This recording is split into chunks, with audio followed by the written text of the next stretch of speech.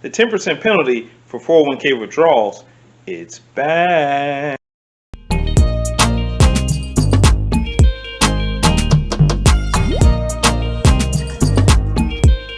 Welcome back to Money Talks, and what we're going to talk about today is the 10% penalty. In 2020, because of COVID-19, the CARES Act eliminated 10% penalty on early withdrawals from your 401k.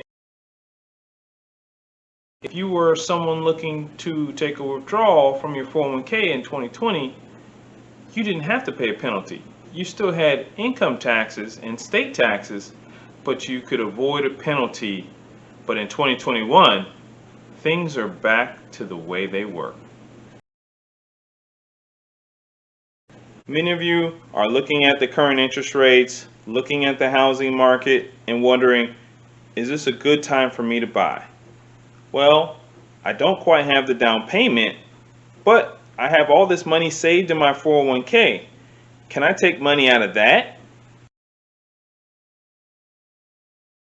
The simple answer, yes and no. Not that simple. You can take money out of your 401k as a withdrawal, but there's a catch. The IRS says in order for it to be penalty-free, you do have to qualify for a hardship, and they don't make that easy.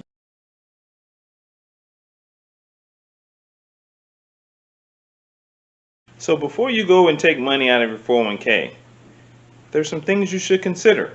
1, the 10% penalty. 2, the impact it's going to have on your income taxes. And 3, the impact it's going to have on your retirement, which to me is very important. And for those of you who say, well, forget the 401k, I have an IRA. Can I use that? Yes. So if you have an IRA and you're a first-time home buyer, that you've met one of the qualifications. The other is you can only take out $10,000. That's the limit, penalty-free.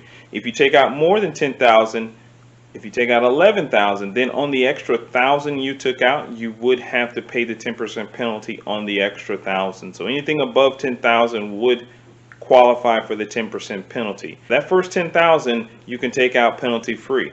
Now you don't get to avoid income taxes or state taxes, so that's something you want to consider when you make this withdrawal.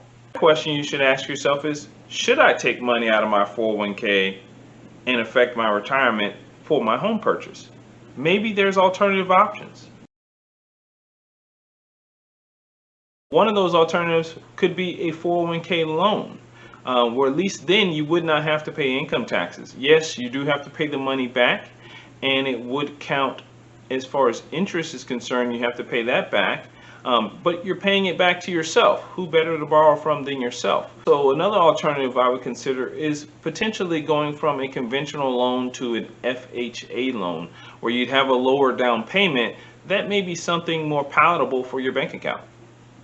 The way my bank account is set up. Consider the fact that when you take money out of your 401k, you are reducing your investments. So you've got compounding and growth that you're giving up. Whatever direction you head, first thing I suggest you do is go sit down with a professional, a financial advisor or a tax accountant, someone who can look at your unique situation, because there is no one size fits all. The way it affects one person may not affect the other.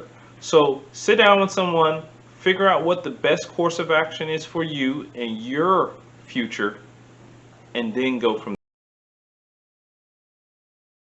Thank you for coming back to Money Talks. It's always a pleasure. Hope to see you back.